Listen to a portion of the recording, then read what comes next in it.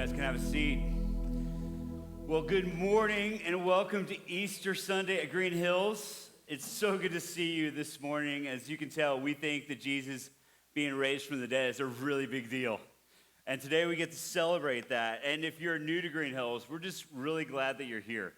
We believe that everybody that came to this service is here for a reason. Like, you didn't come here by accident. You didn't just show up because a friend invited you. We think that God has been orchestrating something amazing in your life, and we believe that he is calling you into something fantastic. And so for the next couple minutes, we're going to be looking at the resurrection of what Jesus has done in our life and in your story. And I believe that for some of us in this room, this is going to be the beginning of something new and something spectacular that God is going to be doing in your life. And so even if you don't believe in Jesus and you just came out of a favor for a friend or because it's Easter, we believe that God wants to do something in you today. And so with that in mind, please open your Bibles to Matthew chapter 27. We'll be starting in verse 57 today. We're going to be walking through the resurrection account. As I was praying over this service, and I was asking God, like, what do you want me to do as we kind of walk through the resurrection? As we talk about today, I really felt like God just said, I want you just to tell the story and then tell the people where this is all going. And so that's what we're going to be doing today. We're going to be looking at the story of the resurrection and then asking ourselves the question, where's all of this going? Like, where's everything that we're about going? And we're going to find that the two stories, the story of the resurrection and our story, are leading to an incredible climax, an incredible future together.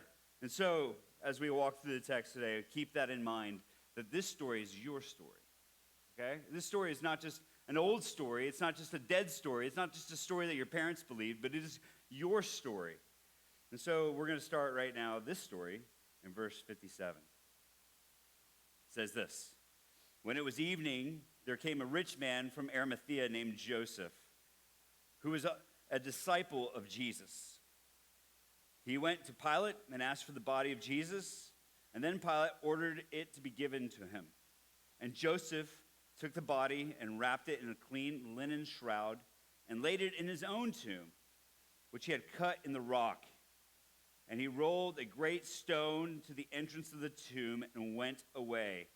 Mary Magdalene and the other Mary were there, sitting opposite the tomb.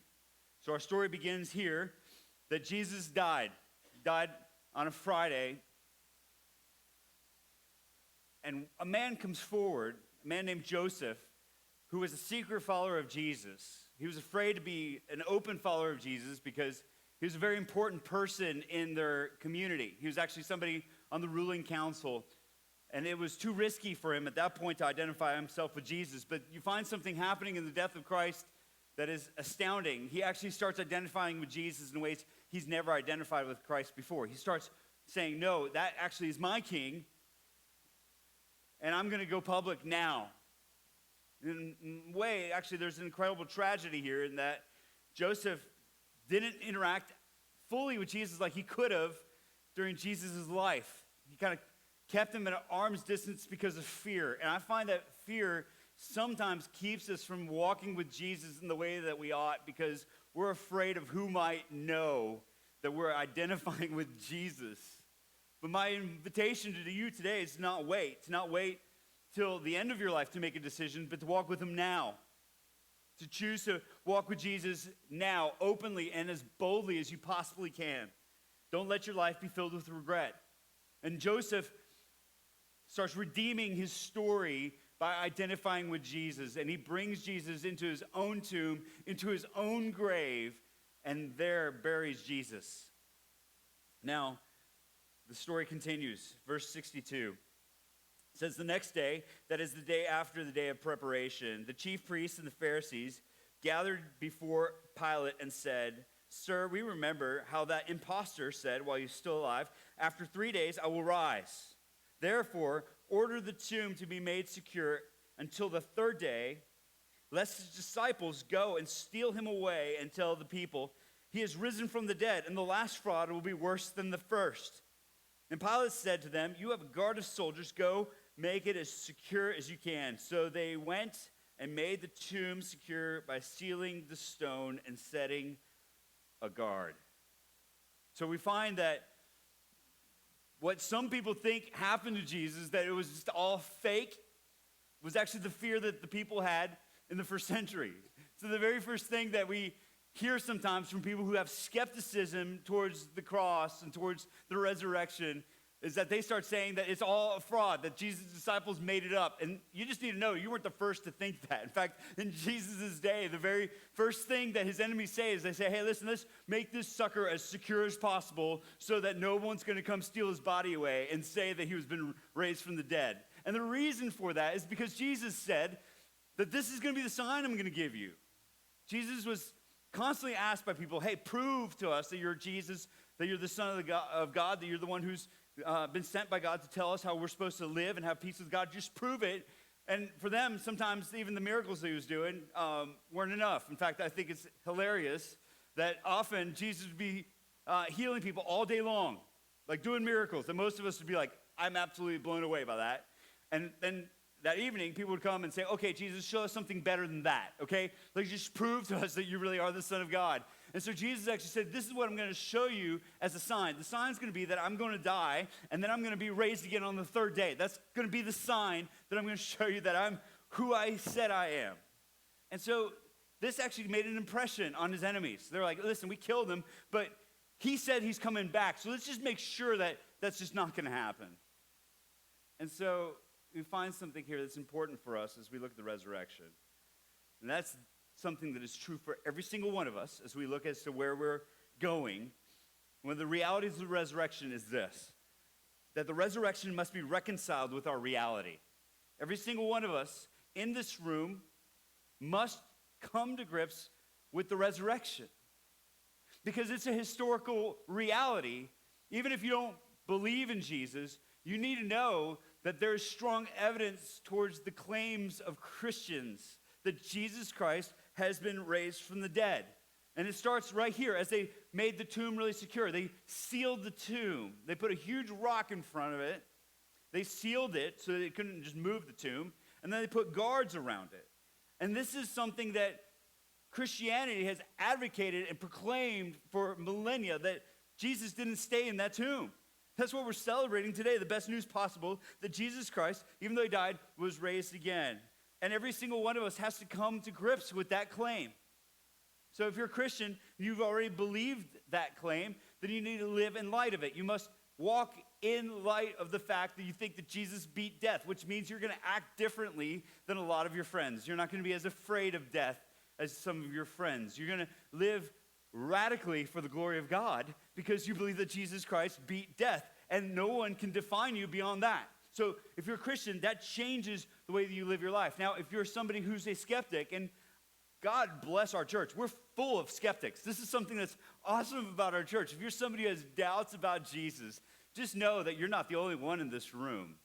There's a lot of us who come from very scientific backgrounds. We got more PhDs in this room than you could shake a stick at. I mean, it's insane. It's incredibly intimidating knowing how smart a lot of y'all are, and I'm actually the one opening the Bible and speaking to you. So, just know that if you're a skeptic, man, you're in good company. There's a lot of us in this room who come from a very scientific, very just material, not materialistic, but just material worldview where we just see the world in just a very scientific way. And so when we hear about miracles, specifically things like the resurrection or things that Jesus did, we're like, man, was that really true? Did that really happen?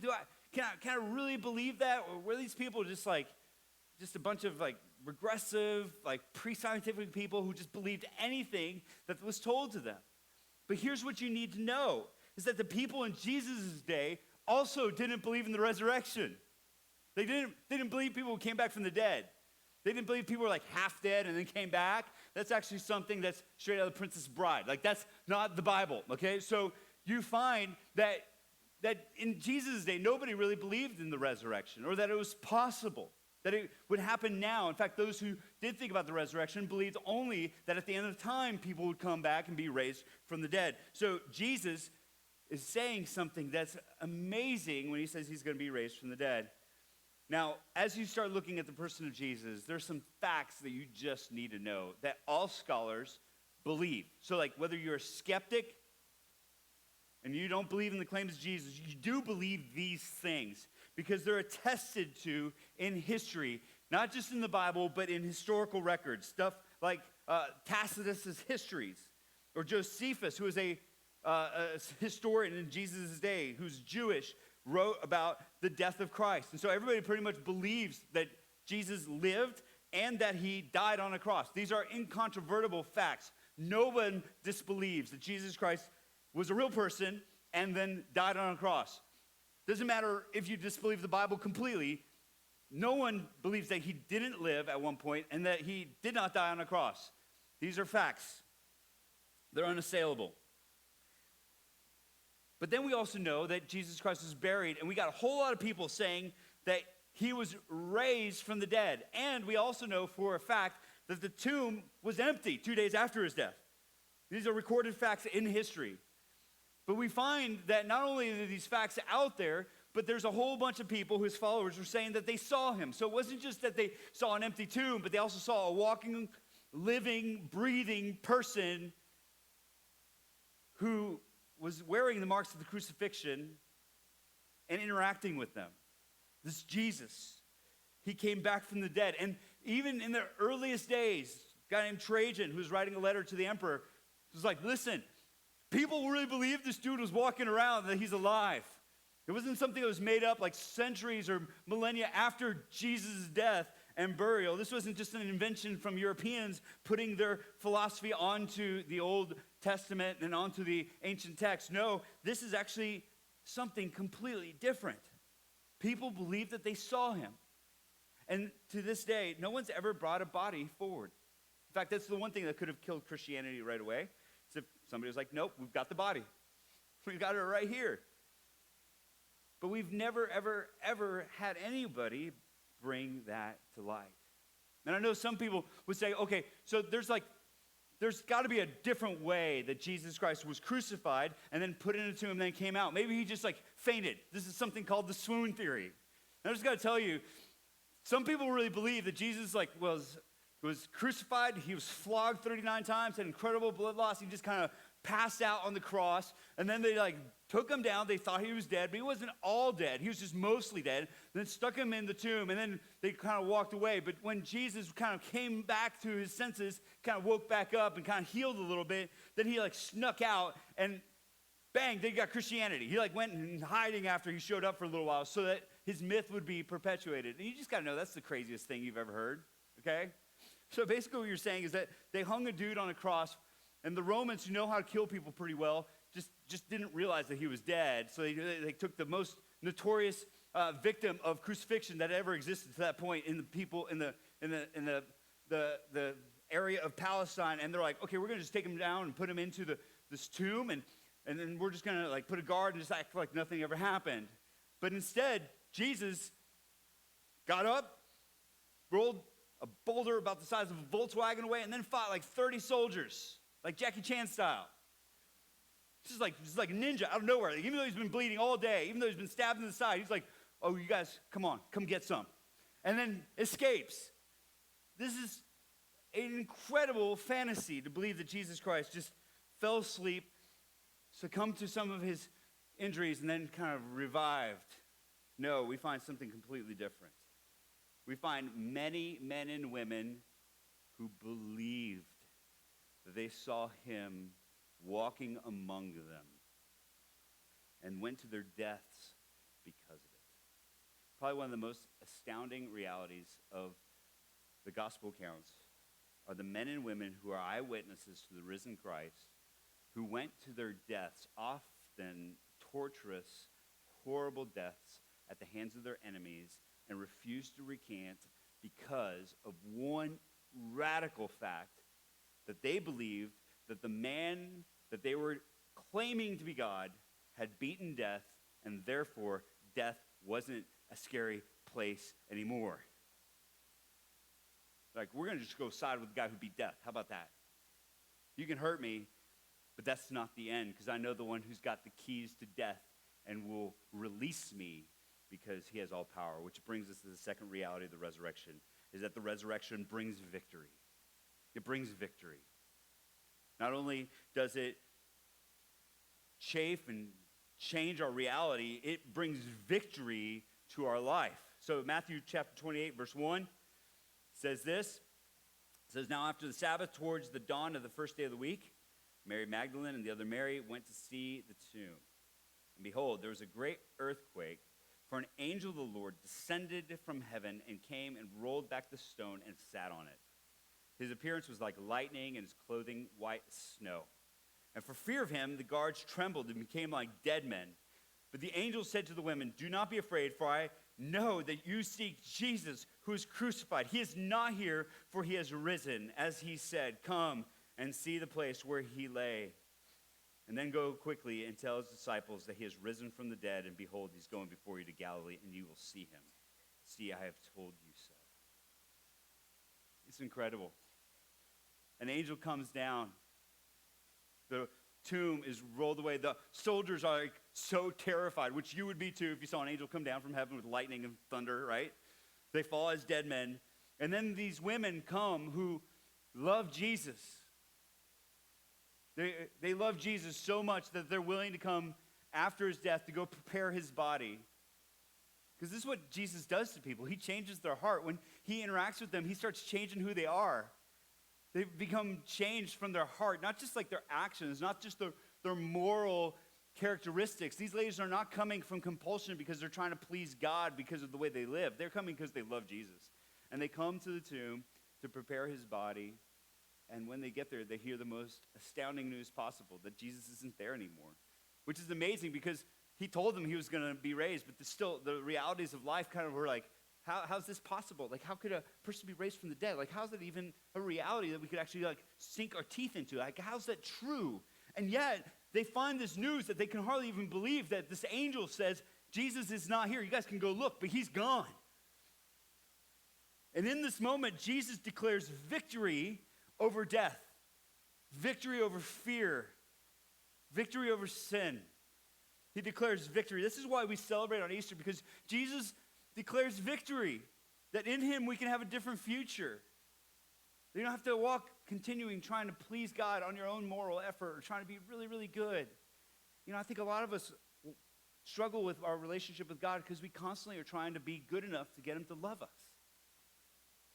Like, and if I just like do enough good things, then God will love me. But that's not how God works. God works in that he says, my love for you is non-negotiable. I'm coming to you first. Even though you are my enemies, I'm coming so that you can enter into a love relationship that is unlike anything you've ever felt before, because God actually calls us to be a part of his family. And God is tender towards his children. Can you imagine being God, the Father, watching his son be broken and beaten, watching his son die? Can you imagine just the pain, the sorrow as he sees the hope of the world go through this incredible abuse at the hands of his enemies? I hate seeing my children suffer. There's nothing more that just breaks my heart when one of my children has hurt themselves. There's just something just flares up within me, like this panic, this fight or flight, where you just start going, I don't even know what to do. Like, you start sweating. If you've been a parent at all, you know what I'm talking about. There's this like deep heart sickness that happens when one of your children is suffering or when they're away from you. Like, my wife went out of town recently to go to a play that her brother was in, and she took the kids, and I was here in town all by myself, and I just felt incredibly lonely. Like, I know that before I had a family, like, this was like the norm for me. Just like there would be times where nobody's in the house, but now, like, with my kids in the house and they're just constant yelling and playing and all that kind of stuff going on in the house, my house is just a loud place. And the emptiness of that house is just like kind of soul numbing. I was like, oh my goodness, like, I just miss them. Can you imagine being God as he's seeing his son, and you see what's happened, just how he's feeling in that moment.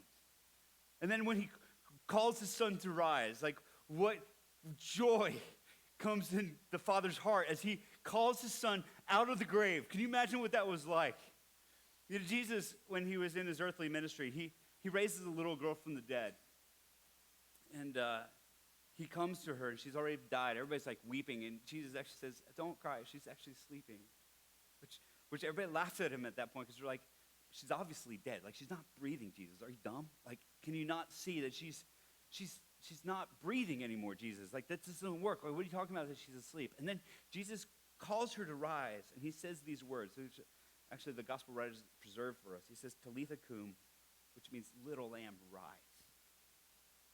I can't help but imagine that that's the same words that God said. Hey, lamb, rise. And the earth shook with the power of God as victory was proclaimed through the universe, that God had beaten death. Now, lastly, the resurrection brings worship. That's what you find them doing right away. Let's go down to verse 8, Matthew chapter 28, verse 8. It says, so they departed quickly from the tomb with fear and great joy and ran to tell his disciples. And behold, Jesus met them and said, greetings. I love it. He's just like, hi. Which I'm sure they're like, ah, right? And they came up and took hold of his feet and worshiped him. They fall on their faces. The reason they're grabbing his feet is they're like, this is all we can reach. We're just overwhelmed. They're on their faces and worshiping him.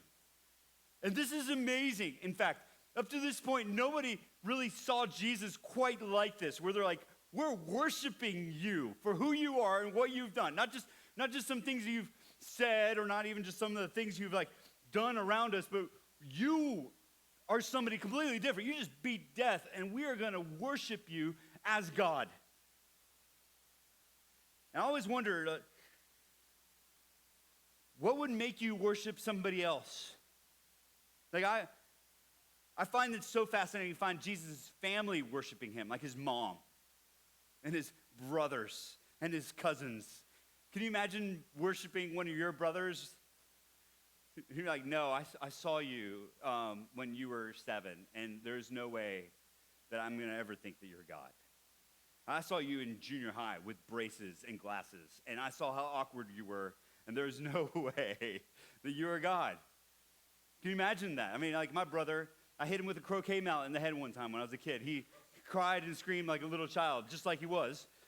And so I know that he's human, right? I didn't mean to, by the way. Some of you guys are like, you're a pretty terrible person. You've probably done the same thing to your siblings in some way, fashion. You just aren't willing to go there yet. So I know my brother's not God. And yet you find person after person interacting with Jesus going, you're different. And these are like first century Jews who've had it beaten into them by God that you don't worship anybody other than Yahweh. It's only him. I mean, they just came off like 70 years of deportation. Like God's like, okay, I'm done with you guys worshiping other gods. I'm going to bring the Babylonians come in here and like take you guys away. You guys ain't coming back for a long time. You don't worship anybody other than God. And here you find people saying, no, this man is God. Which brings us to this reality I was telling you about, is that we are headed to an eternity of worship. This is where we're going. Like, this is what it's all about, worshiping Jesus because of who he is and what he's done. This is the end game of your life. This is the end game of my life, that every bit of me should be about worshiping Jesus for who he is and what he's done. That I should be radically overwhelmed, that every part of me should be about worshiping Jesus, and that every part of me that isn't should be brought underneath the authority of Jesus. Because he beat death. And he is better, and he loves people. And when I interact with him, he changes my heart because he's different. That's what we're celebrating today, that everything is going towards this worship of Jesus. And I just got to tell you this morning, is that everything you've experienced up to this point is just a precursor of what is coming, which is that everybody, every nation, every tribe, every tongue is going to be doing the same thing. And that's why we worship on Sunday mornings, because we're having just a taste of what's coming, that Jesus is better. You see, in Revelation chapter 5, the Apostle John gets to see just a glimpse of where everything is going. And it tells us that he goes to heaven, which is interesting, to say the least. And he sees the glory of God, and then he begins to weep, which is interesting, because like you think about heaven, you're like, no, nobody cries in heaven, but you find John just absolutely just crying and weeping bitterly. Eric Clapton must not have read this passage before he wrote Tears in Heaven, right? Because John is weeping. He's weeping. And the reason he's weeping is because there's a scroll that God is holding that is the key to ending all pain, sorrow, and death on the earth. And nobody is worthy to open it.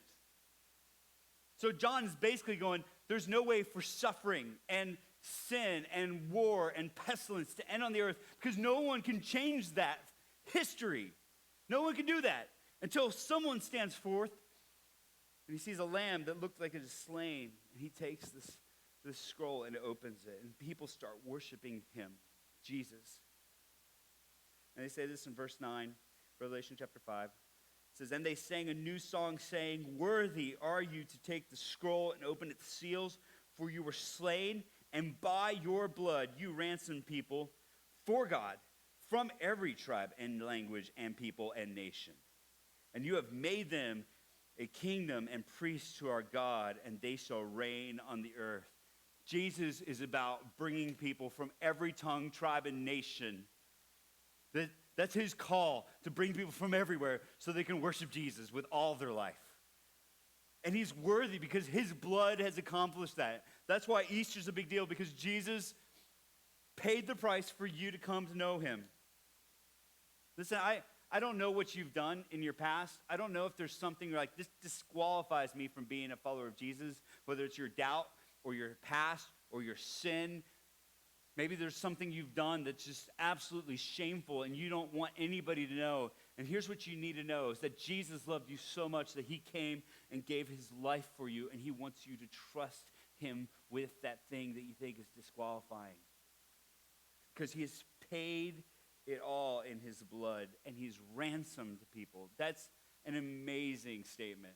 That you once were in bondage, and Jesus paid the price to spring you out of that bondage to be a people for God. And because of that, we get to worship Jesus. John continues in verse 11. He says, then I looked, and I heard around the throne and the living creatures and the elders, the voice of many angels, numbering myriads of myriads and thousands of thousands, saying with a loud voice, get this, worthy is the Lamb who is slain to receive power and wealth and wisdom and might and honor and glory and blessing. We worship Jesus because he was slain and he has paid the price for us to have a relationship with God, and he is worthy. This is where we're going. This is what we're being caught up into. This is what your story is being brought into, that God is bringing you into a reality where you get to worship him for who he is and what he has done, that he's created a destiny for you, and we're all going there, where we're going to a place where we get to acknowledge the name and power of Jesus as our life, as Lord of our life, that he is all of us, that he's everything we possibly could ever hope for. And this is our hope, that someday death will not hold us, but we will be with God.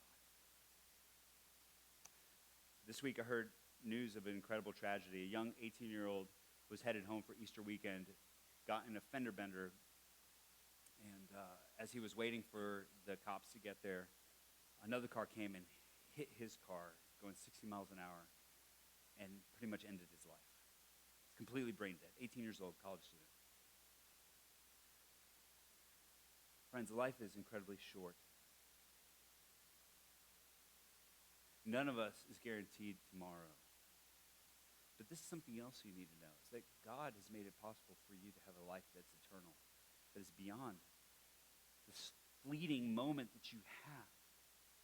And it's incumbent upon all of us to take every instant from this day to the last day to trust God with our life and glorify him, because someday we're going to be with him declaring that he is good. And those of us who have trusted him, we're going to be there, and those who have not will not. That's the beauty of the gospel, is that God gives us an opportunity to escape death forever.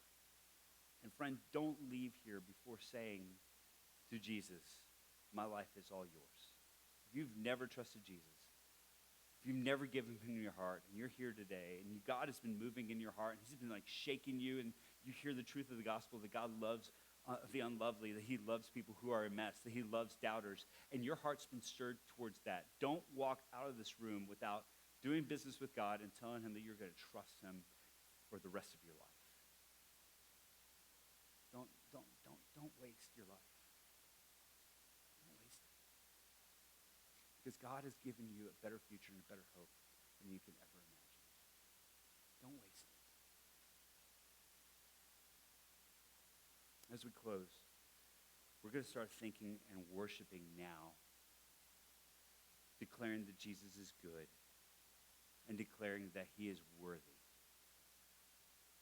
As we kind of finish up today, I want us to be thinking about what is in store for us. If you're in Christ, that Jesus Christ is calling you to a life where every bit of your life is filled with worship. That means that in every arena, in your work, you're able to worship Jesus. In your school, if you're still in school, that you are there for the worship and glory of God. If you are in your marriage, that you would be somebody who points to Jesus, to your spouse and to your children, that every bit of your life would be underneath the lordship of Jesus Christ, and that you would just tell everybody that he's amazing by the way that you live.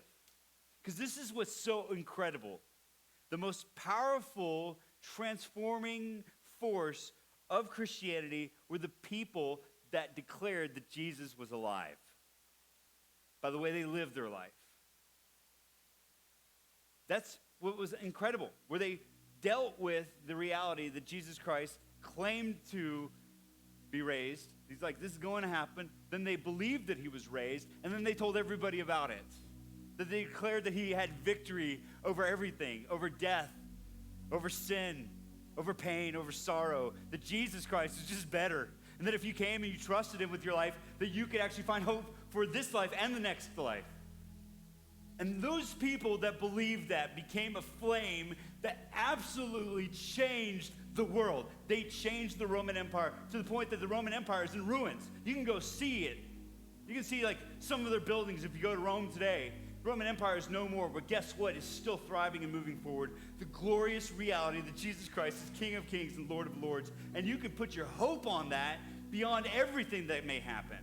Listen, we see things on the news. We see it on our Instagram feeds or our Twitter feeds when we see threats of war, terrorist acts, people dying that we love. When we see that, we can find great fear.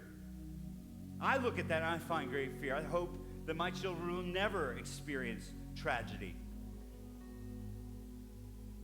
But in the middle of all that, I have a rock that I can cling to, which is Jesus Christ of Nazareth, who has changed my life forever and has called me to be a worshiper, to enter back into this relationship with God. And on that, I will stake everything that I have, because Jesus Christ has proclaimed victory over all in his resurrection. And I ask you to join me, that this year be a year where we step into that unlike anything else, where Jesus becomes the most important, magnificent person in our life, and we live everything. Every bit of our life is for his glory. You pray with me. Would you just pray with me that would be a reality for you? Jesus, you are everything. And I know there's some in this room who have never said that.